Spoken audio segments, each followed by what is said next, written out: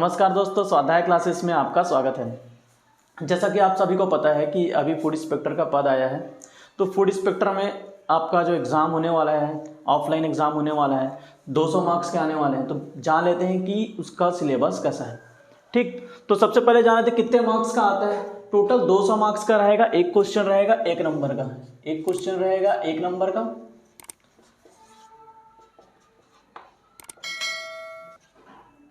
Each question मतलब सभी question में, ठीक है ना, 1 नंबर ईच रहेगा। और 1/4 उसका क्या रहता है, माइनस मार्किंग रहता है। ठीक, टोटल कितने क्वेश्चन आएंगे, 200 क्वेश्चन। ठीक, तो 200 क्वेश्चन को 2 भागों में बांटा गया है, पार्ट 1 पार्ट 2, ठीक है ना। पार्ट 1 में आपका रहेगा जीएस और पार्ट 2 में रहेगा आपका एक्ट रहेगा, प्लस साथ में उसमें कंप्यूटर रहेगा। ठीक, नॉर्मल जनरल जीएस से आपका क्वेश्चन आएगा लगभग 150 नंबर का, और एक्ट से क्वेश्चन आएगा आपका, ठीक, जीएस से आएगा 150 नंबर का और एक्ट से आएगा लगभग 50 नंबर का। एक्ट और कंप्यूटर भी उसमें साथ में रहेगा। ठीक, तो देख लेते हैं सबसे ज्यादा वेटेज किसका रहा है पीछे कुछ 2-3 बार के एग्जाम्स में। तो हिस्ट्री से लगभग 15 नंबर के क्वेश्चन आए हैं, हर बार 15, 3 बार एग्जाम में पिछले तीनों बार 15 नंबर के क्वेश्चन आए हैं। वर्ल्ड ज्योग्राफी से भी प्रश्न पूछता है, फूड इंस्पेक्टर में वर्ल्ड ज्योग्राफी से भी क्वेश्चन पूछता है। 1 से 5 क्वेश्चन, पिछली बार 7 क्वेश्चन पूछा था इससे। ठीक, तो वर्ल्ड ज्योग्राफी से भी क्वेश्चन आता है। 5 से 15 नंबर का आपका इंडियन ज्योग्राफी से क्वेश्चन आएगा। देखो, क्वेश्चन आपका ज्योग्राफी लिख के दिया है, लेकिन आपका इंडियन ज्योग्राफी या प्रॉपर वर्ल्ड ज्योग्राफी के बारे में वहां पे बताया नहीं गया। इसलिए पिछली बार क्या है, वर्ल्ड ज्योग्राफी से कुछ ज्यादा ही क्वेश्चन दे दिया था, 7 क्वेश्चन करीबन वर्ल्ड ज्योग्राफी से था। ठीक, इंडियन ज्योग्राफी से 5 से 15 क्वेश्चन आएंगे। ठीक, इकोनॉमिक्स से 5 से 8 क्वेश्चन आएंगे, साइंस से 10 से 15। देखो वेटेज, देखो इकोनॉमिक्स में भी अच्छा वेटेज है, हिस्ट्री में भी अच्छा वेटेज है, और साइंस में फिजिक्स केमिस्ट्री और बायो तीनों मिला के 10 से 15 क्वेश्चन आपको मिलेंगे। लगभग 10 से 15 क्वेश्चन आपको वहां भी मिलेंगे। मैथ्स के क्वेश्चन पिछली बार टोटल 30 क्वेश्चन पूछा था। इसके पहले जितने बार भी एग्जाम हुआ था 15 फिर 20 क्वेश्चन पूछा था, लेकिन पिछली बार के एग्जाम में आपको टोटल 30 क्वेश्चन किसके थे, मैथ्स के थे। तो आपको मैथ्स में बहुत ज्यादा वर्क करना पड़ेगा। अगर तो आपको फूड इंस्पेक्टर का एग्जाम निकालना है तो मैथ्स पे वर्क करना पड़ेगा। ठीक, तो मैथ्स का लगभग मान के चलो कि 30 क्वेश्चन तक आ सकता है। छत्तीसगढ़ से भी 10 से 15 क्वेश्चन छत्तीसगढ़ के जीएस से पूछेगा। छत्तीसगढ़ के जीएस से 10 से 15 क्वेश्चन आपका छत्तीसगढ़ से भी पूछेगा। तो जैसे कि जीएस में सबसे ज्यादा वेटेज हिस्ट्री, मैथ्स, सीजी, ये तो रहेगा ही रहेगा। हिस्ट्री मतलब हिस्ट्री और ज्योग्राफी को थोड़ा सा अच्छे से करना पड़ेगा। छत्तीसगढ़ भी अपने को स्ट्रांग करना पड़ेगा। जो पहले से तैयारी करते आ रहे हैं उनको ज्यादा तकलीफ नहीं होगा, उनको तो रिवीजन करना पड़ेगा, लेकिन एक बार अच्छे से इसको भी तैयारी करना पड़ेगा। ठीक, हाँ, लेकिन सबसे मेन चीज होता है कि फूड इंस्पेक्टर में सबसे बड़ा वेटेज मिलता है आपको करेंट अफेयर्स का। सबसे बड़ा वेटेज मिलेगा आपको करेंट अफेयर्स से। करेंट अफेयर्स आपको बहुत अच्छे से तैयारी करके जाना पड़ेगा। सबसे मेनली इसमें पूछा गया है, ज्यादातर खेल से संबंधित प्रश्न पूछा गया है। स्पोर्ट्स से जैसे कि अभी कुछ समय पहले अब टेनिस का कुछ टूर्नामेंट होता ही है, क्रिकेट का टूर्नामेंट होता ही है, और कुछ ना कुछ नए खेलों का टूर्नामेंट तो होते रहता है। कुछ दिन पहले ओलंपिक हुआ, तो ओलंपिक से अवार्ड से क्वेश्चन पूछेगा आपका। करेंट अफेयर्स में अवार्ड्स में यहाँ पे समिट होता है, उसके बारे में पूछेगा। तो आपको करंट अफेयर्स इतने अच्छे से करके जाना है। पिछले एक साल का ये मान के चलो कि अभी जैसे कि आपका एग्जाम हो रहा है 20 फरवरी को, लगभग डेट तो तय हुआ है 20 फरवरी का।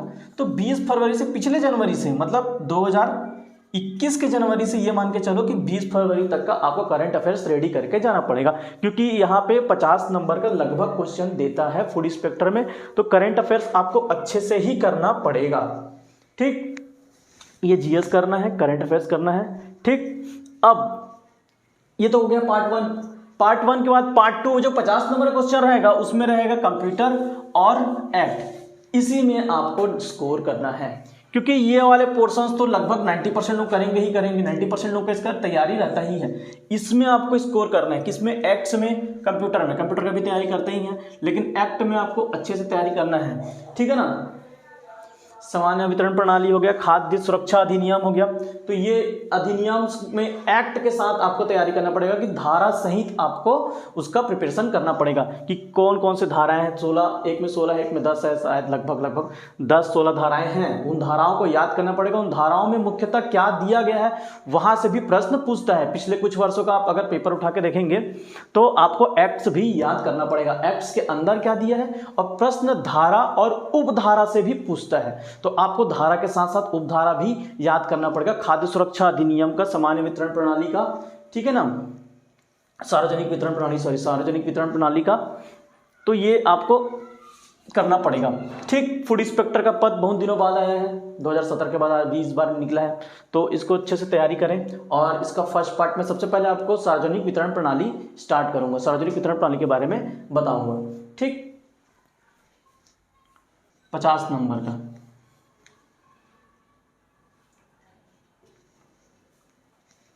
सबसे मेन होता है जीएस। मैं कुछ यहाँ पे बता देता हूँ। जीएस से कुछ क्वेश्चंस आएंगे, ठीक, कुछ क्वेश्चंस आएंगे आपके मैथ्स से, और सबसे मेन पार्ट रहेगा आपका सार्वजनिक वितरण प्रणाली और खाद्य सुरक्षा अधिनियम। ये दो से रहेगा, दो अधिनियम से आपके प्रश्न पूछे जाएंगे। ठीक, मैथ से कुछ क्वेश्चंस तो मैंने पहले ही आपको करा दिए हैं, वैसे बहुत दिनों बाद मैं आज वीडियो बना रहा हूँ। ठीक, तो आज फूड इंस्पेक्टर में सबसे पहले मैं आप स्टार्ट करूंगा सार्वजनिक वितरण प्रणाली। ठीक, सार्वजनिक वितरण प्रणाली कब से लागू है, प्रश्न पेपर में आपसे पूछ सकता है कि सार्वजनिक वितरण प्रणाली का शुरुआत कब से हुआ है। तो सार्वजनिक वितरण प्रणाली का शुरुआत 1 जून 1997 से हुआ है, या फिर ये बोल सकते हैं कि कब लागू हुआ है, तो 1 जून सन 1997 से लागू किया गया है।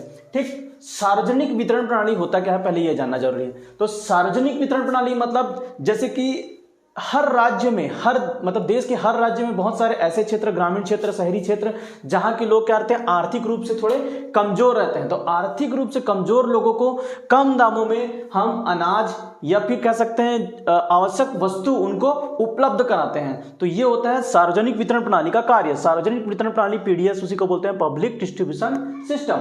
ठीक, तो इसके अंदर अलग अलग कार्ड में इसको बांटा गया है। पहले तो जान लेते हैं, बेसिक जानकारी आपको मैं बता देता हूं कि अलग अलग कार्ड में बांटा गया है। एक होता है आपका अंत्योदय, प्राथमिक,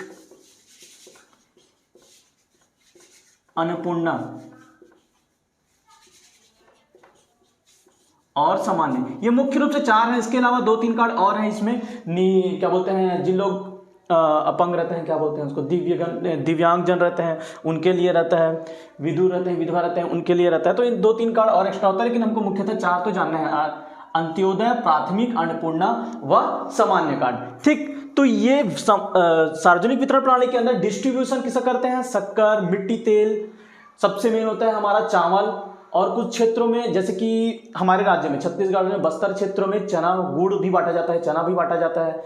तो जो आर्थिक रूप से जो पिछड़े लोग हैं उनको क्या किया जाता है, आवश्यक वस्तु उपलब्ध कराया जाता है सार्वजनिक वितरण प्रणाली के माध्यम से।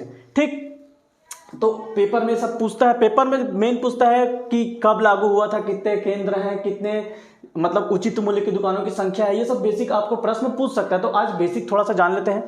ठीक, 1 जून 1997 से हमारा ये सार्वजनिक वितरण प्रणाली लागू हुआ है हमारे देश में। ठीक, सार्वजनिक वितरण केंद्र कितना है, अब प्रश्न पूछा आपसे सार्वजनिक वितरण केंद्र कितना है, तो टोटल 130 पीडीएस प्रदाय केंद्र है टोटल। ठीक, और सबसे मेन चीज, अब जो हमको बांटना है तो किसके सहायता से बांटेंगे। अब जैसे कि चावल आपको मिल रहा है 1 रुपये किलो के हिसाब से आपको चावल मिल रहा है, गेहूं भी मिल रहा है, चना भी मिल रहा है, शक्कर भी देते हैं, 1 किलो शक्कर भी मिलता है, मिट्टी तेल भी मिलता है। तो अब उसको आप तक पहुंचाएं कैसे, तो उसके लिए हम यहाँ पे उचित मूल्य की दुकानें, उचित मूल्य की दुकान हर क्षेत्र में, आपके क्षेत्र में भी है, ग्रामीण क्षेत्र में भी है, हर ग्रामीण क्षेत्र में उचित मूल्य की दुकानें मिलती है, जिसको हम लोग बोलते हैं ना सोसाइटी बोलते हैं नॉर्मली, कि चावल लेने जा रहे हैं सोसाइटी से, सामान लेने जा रहे हैं, मिट्टी तेल लेने जा रहे हैं, गेहूं लेने जा रहे हैं। तो ये उचित मूल्य की दुकानें वही हैं जहां पे हमको हमारी आवश्यक चीजें मिलती है, मुख्यतः बोल सकते हैं कि चावल हमको प्राप्त होता है। तो ऐसे कुल छत्तीसगढ़ में 12,451 केंद्र हैं। कितने हैं टोटल, 12,451 केंद्र, जिसमें से ग्रामीण है 11,149, ग्रामीण क्षेत्र में है 11,149। पेपर में पूछ सकता है कि ग्रामीण क्षेत्र में भी कितने केंद्र हैं, तो पता यानी कि उचित मूल्य की दुकानें हैं तो पूछ सकता है ग्रामीण क्षेत्र में कितना है, तो 11,149 दुकानें ग्रामीण क्षेत्र में है, शहरी क्षेत्र में 1,302 हैं। ठीक, तो दोनों को जोड़ोगे तो आ जाएगा 12,451। तो कुल कितने उचित मूल्य की दुकानों की संख्या पूछे तो 12,451।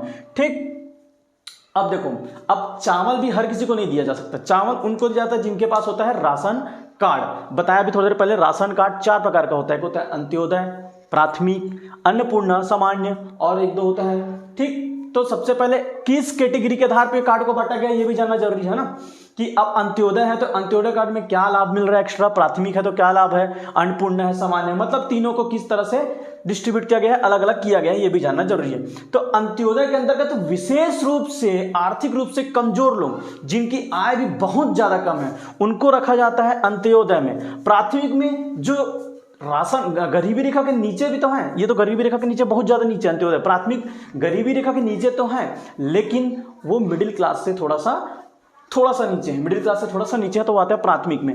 अन्नपूर्णा में ऐसे लोग आते हैं जो वयोवृद्ध हैं, मतलब जिनका एज बहुत ज्यादा हो चुका है, जो किसी न किसी या लाइलाज बीमारी से पीड़ित है, ऐसे लोगों को अन्नपूर्णा कार्ड के अंतर्गत किया गया। और सामान्य में ऐसे सामान्य लोग जो नॉर्मली जो हम लोग हैं, नॉर्मल लोग हैं, मिडिल क्लास लोग हैं, उनके लिए है सामान्य कार्ड। तो ऐसे राशन कार्ड अलग अलग कलर में भी बांटा जाता है। इसका कलर्स आपको मैं बताऊंगा बाद में कि कौन कौन से कलर्स भी होते हैं, अलग अलग कार्ड के अलग अलग रंग भी दिए गए हैं। ठीक, अब देखो इसके अंतर्गत टोटल 67.11 लाख राशन कार्ड धारियों को राशन वितरण किया जाता है। तो प्रश्न आपसे पूछेगा कि छत्तीसगढ़ में कितने परिवारों को राशन उपलब्ध कराया जा रहा है, तो 67.11 लाख राशन कार्ड धारियों को क्या किया जा रहा है, वितरण किया जा रहा है। चावल का जो भी आपका आवश्यक सामान है उसका वितरण किया जा रहा है इतने परिवारों को। अब देखो 67.11 लाख राशन कार्ड धारी परिवारों की बात कर रहे हैं, लोगों की बात नहीं कर रहे हैं। इसके अंतर्गत अब किसी परिवार में 2 लोग हैं, किसी में 3 हैं, तो ये समझना 67.11 लाख राशन कार्ड उस परिवारों की संख्या को बता रहा है कि 67.11 लाख परिवार है। अब इसको 2 से गुना करो 300, किसी घर में 7 लोग हैं, किसी घर में 5 लोग हैं, अलग अलग रहता है। तो ये केजी भी अलग अलग रहता है, प्रति व्यक्ति 5 किलो बांटते हैं, ठीक है ना। कई जगह अगर 3 लोग हैं तो वहां 30 किलो मिलेगा, 4 लोग हैं तो 35 किलो मिलेगा, ठीक है ना। अब सर 3 लोगों में भी आजकल 35 किलो देना चालू कर दिया सरकार। 3 लोग हैं तो भी आपको 35 किलो मिलेगा, 4 लोग हैं तो भी 35 किलो मिलेगा। अगर उसके कम है, 4 लोग 3 लोगों से कम है तो प्रति व्यक्ति 10 किलो के हिसाब से, 2 लोग हैं तो आपको 20 किलो मिलेगा। ठीक, ये बेसिक जानकारी भी आपको होना चाहिए। अब देखो ये हो गया आपका सार्वजनिक वितरण प्रणाली, इसके कुछ एक्ट भी पढ़ेंगे बाद में। ठीक, तो आज ये जान लेते हैं छत्तीसगढ़ खाद्य एवं पोषण सुरक्षा अधिनियम 2012। ये देखो सबसे पहले खाद्य पोषण एवं सुरक्षा अधिनियम सबसे पहले छत्तीसगढ़ राज्य में ही शुरुआत हुआ है, ये मान सकते हो, क्योंकि राष्ट्रीय तौर पे 2013 से चालू हुआ है। भारत में छत्तीसगढ़ में 2012 से इसका शुरुआत हो चुका है, वहीं राष्ट्रीय तौर पे 2013 पे लागू किया गया है। ठीक, तो इससे कितने प्रतिशत लोग लाभान्वित है ये भी जानना हमको जरूरी है। तो कितने प्रतिशत लोग लाभान्वित है, तो राज्य के लगभग 78% जनसंख्या इससे लाभान्वित है, जो जिनको 5 केजी प्रति सदस्य प्राप्त होता है, 5 केजी प्रति सदस्य जिनको प्राप्त होता है, और औसतन 3 रुपए पर केजी के हिसाब से उनको प्रदान किया जाता है। ठीक,